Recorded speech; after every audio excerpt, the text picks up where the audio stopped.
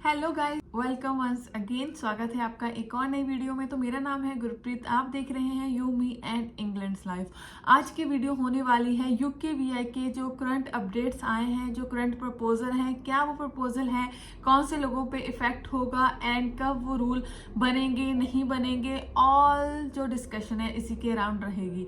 तो watch this video till the end. अगर आप प्रोसेसिंग में हो, आने वाले हो, जो कि आ चुके हो, तो ये आपके लिए ये वीडियो बहुत ही खास रहने वाली है। तो उससे पहले अगर आप मेरे चैनल पे नए हैं तो आप मुझे सब्सक्राइब कर सकते हैं for more informative video specially about UK life, UK visas. अगर आप यूके में आ चुके हैं तब भी ये चैनल आपके लिए हेल्पफुल होगा, और अगर आप आने का प्लान करें तब भी इस चैनल पे बहुत सारी ऐसी वीडियोस मिल जाएंगी जो किसी ना किसी वे में आपकी हेल्प जरूर करेंगी। तो इससे पहले कि मैं करंटली अपडेट्स पे आऊँ, कुछ चीजें मैं पहले ही क्लियर कर देती हूँ गाइस। ये जो भी बातें हो रही हैं वो ओनली प्रपोजल है, एंड वो प्रपोजल दिया किसने है? तो ये जो प्रपोजल है वो यहाँ जो 25 एमपीज हैं उन्होंने दिया है गवर्नमेंट को। यहाँ के जो पीएम है ऋषि सुनक, उनको उन्होंने ये 12 प्रपोजल भेजे हैं सो दैट कि अगर वो इन प्रपोजल को इम्प्लीमेंट करते हैं या फिर उन्हें अगर एक्सेप्ट करते हैं देन ये रूल बनेंगे। एंड अगर ये रूल बनते हैं तो उनका बोलना ये है कि इससे यहाँ पे जो इमिग्रेशन है उसको कंट्रोल करा जा सकता है। बिकॉज उनकी जो मैनिफेस्टो थी, उनकी जो मेन इलेक्शन में मैनिफेस्टो थी, उसमें उन्होंने मेंशन करा था कि वो यूके में इमिग्रेशन को कंट्रोल करेंगे। रीजन बीइंग कि यहाँ पे रिसोर्सेज लिमिटेड है एंड यहाँ के लोग सफर करें एंड यहाँ के लोग कंप्लेंट करें गवर्नमेंट को कि आप इतने लोग बाहर से बुलवा रहे हो। यहाँ पे ऑलरेडी काफी प्रॉब्लम चल रही है, अकोमोडेशन, महंगाई, घर, हर चीज को लेके यहाँ पे काफी प्रॉब्लम्स चल रही हैं। तो अब एक चीज मैं क्लियर कर दूं, पिछली वीडियो में भी मैंने बोला था, जो कि स्पेशली मैंने हेल्थ केयर के रिगार्डिंग बनाई थी, कि ये जो भी बातें हैं वो ओनली प्रपोजल हैं, ये कोई रूल नहीं है, ये अभी रूल बना नहीं है। हो सकता है कि आने वाले टाइम में ये रूल बन जाए, पर कब, 1 साल बाद, 6 मंथ बाद, इसके बारे में हम कुछ नहीं कह सकते। और ऐसा भी हो सकता है कि ये रूल बने ही ना। ऐसा भी हो सकता है कि जो यहाँ के पीएम है, गवर्नमेंट है, वो इन प्रपोजल को एक्सेप्ट करे ही ना। तो इस टाइम पे आपको इतनी ज्यादा टेंशन लेने की जरूरत नहीं है। अगर आपकी फाइल प्रोसेसिंग में है और आप विद इन सम मंथ यहाँ पे पहुंचने वाले हैं, उस टाइम पे आपको टेंशन लेने की बात नहीं है। बहुत सारे लोग पिछली वीडियो पे कमेंट कर रहे थे, मैसेजेस कर रहे थे मुझे इंस्टाग्राम पे कि हम पे तो कोई इफेक्ट नहीं होगा, हमारी फाइल प्रोसेसिंग में, हमारी बायोमेट्रिक हो चुकी है। किसी ने बोला कि हम अभी फाइंड कर रहे हैं स्पॉन्सर। तो जब तक ये रूल अनाउंस नहीं होते तब तक किसी भी एप्लीकेशन पे इसका कोई भी इफेक्ट नहीं होगा। और इन केस अगर ये प्रपोजल को एक्सेप्ट करा भी जाता है तो उसके बाद भी गवर्नमेंट आपको एक टाइम देगी।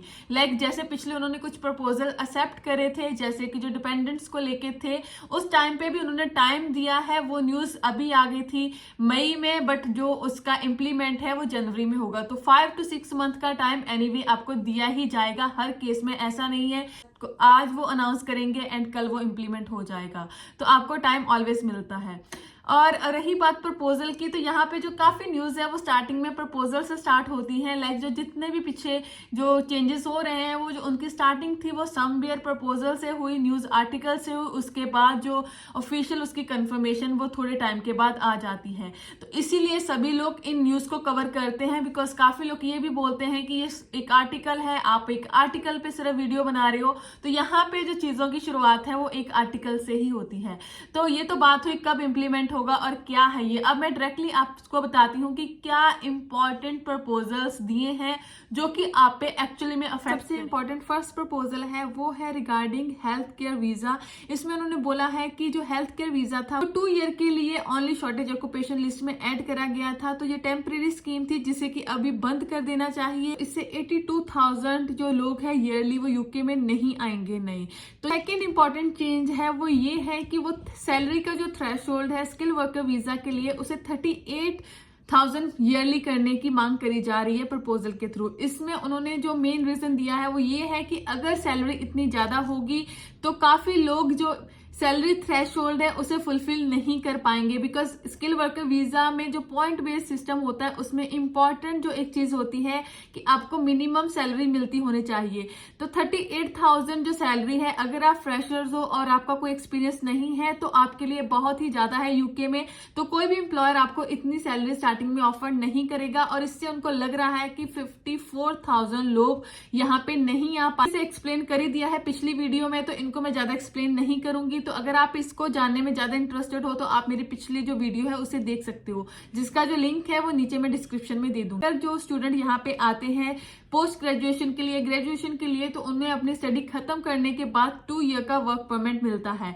तो उन्होंने अभी इसे बंद करने का प्रपोजल दिया है कि जो स्टूडेंट है उन्हें वर्क परमिट नहीं मिलना चाहिए, उन्हें आफ्टर स्टडी वीजा नहीं मिलना चाहिए वर्क के। तो जो नेक्स्ट प्रपोजल है उसमें उन्होंने बोला है कि ये यहाँ पे IHS charges, national health charges के पैसे देने पड़ते हैं NHS के लिए, उसको इंक्रीज करने की मांग करी है। उन्होंने जो प्रपोजल में बोला है 2700 पाउंड पर ईयर आपको पे करना पड़ेगा अगर आप यूके में आना है। तो अगर मान लीजिए अगर आप स्किल वर्कर वीजा पे 5 ईयर के लिए आ रहे हो और हेल्थ केयर में नहीं आ रहे, तो जो आपके हेल्थ केयर चार्जेस की कॉस्ट होगी वो मोर देन 13,000 चली जाएगी।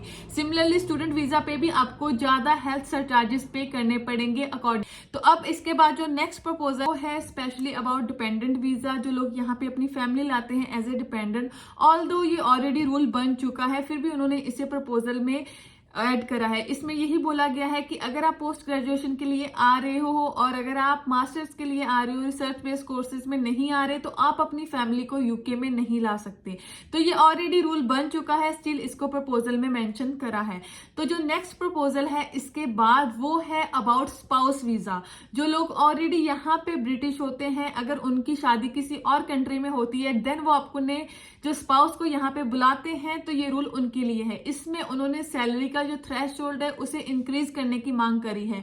तो उन्होंने बोला है कि जो पर्सन यहाँ पे अपनी फैमिली को, अपने स्पाउस को बुलाएगा, उसकी जो मिनिमम सैलरी थी वो 26,000 होनी चाहिए। पहले जो सैलरी थी वो बहुत ही कम थी। अगर आप 26,000 कमा रहे हो तभी आप अपने डिपेंडेंट को बुला पाओगे। एंड इंपॉर्टेंटली जो डिपेंडेंट यहाँ पे आएगा उन्हें इंग्लिश का B1 टेस्ट, जो कि स्टार्टिंग का लेवल होता है किसी भी टेस्ट के लिए, तो वो दे के आना पड़ेगा। अगर उनके पास B1 टेस्ट होगा तभी वो इंग्लैंड में आ पाएंगे ऑन स्पाउस वीजा। तो ये अगर प्रपोजल एक्सेप्ट होता है तो ये काफी इंपैक्ट डालेगा उन लोगों के लिए जो जिनकी शादियां हो चुकी हैं या फिर जो शादी करवा के यहाँ पे आने का प्लान कर रहे हैं। जो स्टडी वीजा के लिए इंपॉर्टेंट जो प्रपोजल है वो यही है कि अगर आप टॉप यूनिवर्सिटी से आ रहे हो तभी आपको यूके में स्टडी के लिए वीजा मिलेगा। तो उन्होंने बोला है कि जो भी यूनिवर्सिटीज की लिस्ट है उसे रिजर्व करना चाहिए कि ओनली इस यूनिवर्सिटी से अगर आ रहे हो तभी आप आ सकते हो। तो इसके अलावा उन्होंने बोला है कि जो यहाँ पे इलीगल माइग्रेशन बिल था उसे जल्दी से जल्दी पास कर देना चाहिए, जिससे उनको लगता है कि 35,000 जो लोग हैं वो यहाँ पे कम आएंगे यूके में। तो नेक्स्ट में जो प्रपोजल में इन्होंने बोला है वो ये है कि यहाँ पे जो रीसेटलमेंट करते हैं इलीगली रिफ्यूजी, उन पे थोड़ा सा इनको कट करना चाहिए, थोड़ा सा कैप सेट करना चाहिए नंबर्स का, तो जिससे उनको लगता है कि यहाँ पे 20,000 लोग कम आ पाएंगे। जो नेक्स्ट है उसमें जो मेनली है वो ये है कि इन्होंने बोला है कि एक माइग्रेशन कमेटी बनानी चाहिए जिसमें कि वो चेक करें कि यहाँ पे हाउसिंग, पब्लिक सर्विस मार्केट के बारे में अच्छे से रिव्यू करें कि क्या इस टाइम पे सिनेरियो चल रहा है। इसके अलावा जो नेक्स्ट है वो यही है कि यहाँ पे एक नंबर सेट करना चाहिए कि जो सोशल हाउस काउंसिल के हाउस होते हैं वो यहाँ पे कितने % मिल रहे हैं नॉन यूके को, बिकॉज काफी ज्यादा यूके की ऐसी फैमिलीज है, सिटीजन फैमिलीज है जो ऑलरेडी यहाँ पे काउंसिल की जो अकोमोडेशन है उसके लिए अभी भी वेटिंग लिस्ट में है। नेक्स्ट है वो यही इन्होंने बोला है कि उनको कोई ऐसी रिस्ट्रिक्शन लगानी चाहिए जो कि यहाँ पे ह्यूमैनिटेरियन स्कीम्स होती हैं जैसे असाइलम वगैरह, उस पे थोड़ा सा जो रिस्ट्रिक्शंस है वो अप्लाई करनी चाहिए। थे वो करंटली यहाँ पे दिए गए हैं एमपीज के द्वारा। तो आने वाला टाइम पे देखेंगे कि इनमें कौन से जो प्रपोजल है वो यूके की गवर्नमेंट एक्सेप्ट करती भी है कि नहीं करती है, तो वो तो आने वाला टाइम ही बताएगा। बट फॉर नाउ ये जो सारे प्रपोजल है वो यहाँ के एमपीज जहाँ की गवर्नमेंट को दे रहे हैं। तो अभी तक ये लॉ नहीं है, ये जस्ट प्रपोजल है। मैंने पहले भी बोला अभी तक इसका इम्पैक्ट किसी पे भी नहीं पड़ेगा जब तक ऑफिशियली गवर्नमेंट इसको अनाउंस नहीं करती कि वो इनमें से कोई भी एक चेंज एक्सेप्ट कर रही है या फिर चेंज करने वाली है। तो फॉर नाउ ये एक न्यूज है, हो सकता है कि आने वाले टाइम में इनमें से कोई एक्सेप्ट कर लिया जाए, तो आप अवेयर हो इसीलिए हम ये न्यूज बता रहे हैं। बट अभी तक ये कोई भी कंफर्म चीज नहीं है, ये जस्ट प्रपोजल है। तो होपफुली आपके काफी डाउट क्लियर हो गए होंगे। स्टिल अगर आपका कोई डाउट है तो नीचे मुझे आप कमेंट सेक्शन में मेंशन कर सकते हो। उसके अलावा आप मुझे फॉलो कर सकते हो ऑन इंस्टाग्राम एंड आप मेरे फेसबुक का ग्रुप भी ज्वाइन कर सकते हो। तो मिलते हैं नेक्स्ट वीडियो में। Till then keep subscribing, keep supporting, bye.